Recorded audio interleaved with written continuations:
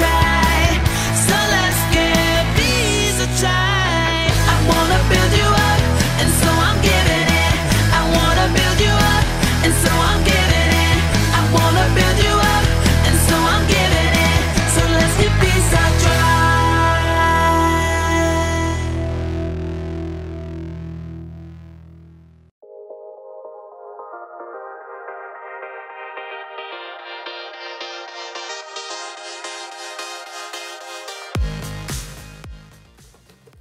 Oh, hold on just a second, and send. Hey everybody, it's me, Jacob. Sorry about that. Had to post about my favorite team. They're playing tonight, and they're gonna crush the competition. Crushed. That's what my team's gonna do to your team. Oh yeah! Huh. Excuse me just a second. What? Somebody commented on my post. Your loser team is gonna eat dirt tonight. Oh, I'll show them. I've got the perfect comeback. Oh yeah? Well, your head is filled with dirt. Boom. And post. Jacob, what are you doing? I don't know, Jacob. Maybe we should do this. But Jacob, why ever not? Because this week we're talking about peace. Peace is proving you care more about each other than winning an argument. But I don't want to make peace. I want to get even. There's only one thing that'll help me calm down and make the right choice. A can of chips. Whew.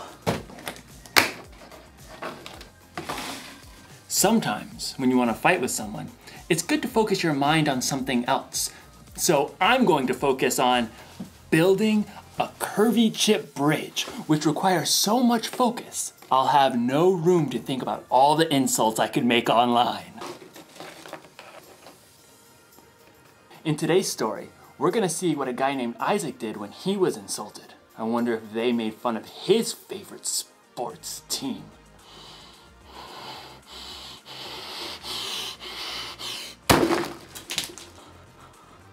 Oh, no. Guess I'm gonna need to focus a little bit more. I'd better start over. See you on the other side. The Bible. It's 66 books of history, stories, letters, and poetry that fit together to form God's one big story. The epic adventure of how He created us and loves us so much that He made a way to rescue us. As we travel through the Bible, from Genesis to Revelation, we discover people who met God and found their lives changed forever. Now, for an amazing story, inspired by the book of Genesis, chapter 26. God had chosen Abraham to follow him, and God made the same promises to Abraham's son, Isaac. I will make your children after you, as many as the stars in the sky, and I will give them all these lands. All nations on earth will be blessed because of your children. Thank you, God. The land of the Philistines where Isaac lived had experienced a period of famine, but God blessed Isaac's crops. Hey, boss, we done gathered 100 times more wheat than we planted. Excellent. 103.7 times as much to be precise. And your flocks and herds are multiplying like rabbits. Actually, they're increasing like sheep and goats, because that's what they are. Very well, carry on. Unfortunately, the Philistines who lived nearby grew jealous of Isaac's success. They shoveled dirt into his wells, cutting off his water source. Excuse me? The king of the Philistines called for Isaac and issued a command. You have become too powerful. Move away from us. It wasn't fair. Isaac had plenty of men who could stand against the Philistines and fight, but he chose to keep his cool. All right, we'll move down to the Valley of Gerar. Isaac and his family packed up everything he owned. I knew I should have been saving all those Camel X delivery boxes. They moved on and made camp in the Valley of Gerar, where Abraham had lived many years before. Oh, all right, men. Let's open up those old wells my father dug. Isaac's servants immediately got to work, digging for water. Ooh-wee! It's hotter than a snake in a hog's back out here.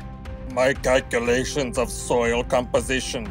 We should hit water in precisely 2.6 seconds. Well, ain't that the bee's knees? Abraham's old wells filled with cool, clear water once again. The happy herds and flocks could drink their fill. That is, until the nearby Philistine herdsmen showed up. So kind of you to open up these wells for us. Step aside, the water's ours. Isaac's servants gaped at the Philistines. You got some nerve. These wells belong to Isaac by ancestral tradition and dint of hard labor. Whatever. We're taking the well. Oh yeah? We're gonna have to fight me for it. I believe the appropriate course of action is to flee. As Isaac's servants and the Philistine herdsmen faced off, Isaac himself arrived. Easy does it, fellas. There's plenty of land in this valley for everyone. We'll move along. But we can take them. Let's go. So Isaac and his family and his servants and his flocks all moved camp down the valley, and once again his servants set out to dig new wells.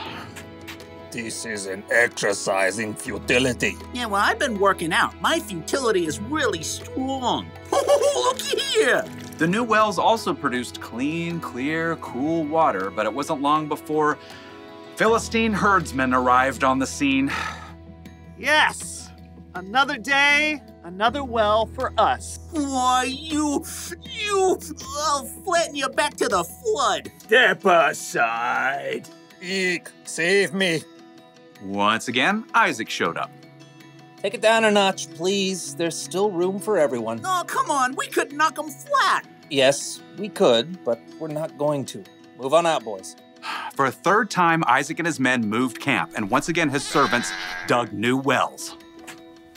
This time, I'm gonna tie those bullies in knots and dip them in garlic. Oh, look, water. Yay. Wait for it. Wait for it. This time, no one challenged Isaac or his servants. They were left to tend to their flocks and herds in peace. That is until one day, Isaac spotted King Abimelech heading his way with a host of advisors. When the royal entourage arrived, Isaac welcomed them. Why have you come to me? You were angry with me and sent me away. Abimelech shifted and exchanged a glance with his advisors. Well, we saw clearly the Lord was with you, so we want to make a peace treaty with you. We always treated you well. We sent you away peacefully, and now the Lord has blessed you. Give us your word you won't harm us. I can do that. Isaac prepared a feast for the Philistines. Early the next morning, the men made an agreement to keep peace with each other. Then, the Philistines went on their way. Need a drink? Pretty good well right there by the road. Yep, even though Isaac had the power to win a fight, he had chosen to stay strong and walk away 3 times in a row. And God had blessed him with peace. The Philistines insulted Isaac when they sailed right in and took over his wells, causing him to move 3 different times. Truth is, Isaac had a right to be angry, and he knew he was strong enough to crush the Philistines. But Isaac also knew that he could make peace simply by digging another well. And in the end, the Philistines made a peace treaty with Isaac. Being strong doesn't mean you have to fight. And making peace doesn't make you weak. Think of Jesus. He was stronger than any of us. But he allowed himself to be arrested and put to death on a cross so he could make peace with all of us once and for all. You're not weak when you make peace. When you choose to hold your temper and stay calm instead of losing it, you show others how strong you really are. So here's the one thing to remember today. You can show you care about others by walking away from a fight. Don't get me wrong, there are definitely times to stand up for yourself and to stand up for other people. A grown-up you trust can help you know when. But sometimes, the best way to build a bridge to someone else is to walk away. Look at this. Ta-da! Isn't it a thing of beauty? See, building this helped me just calm down a bit. I don't even care about getting revenge. I just want to enjoy the game. Go team go! Walk away win! Yeah! Woo?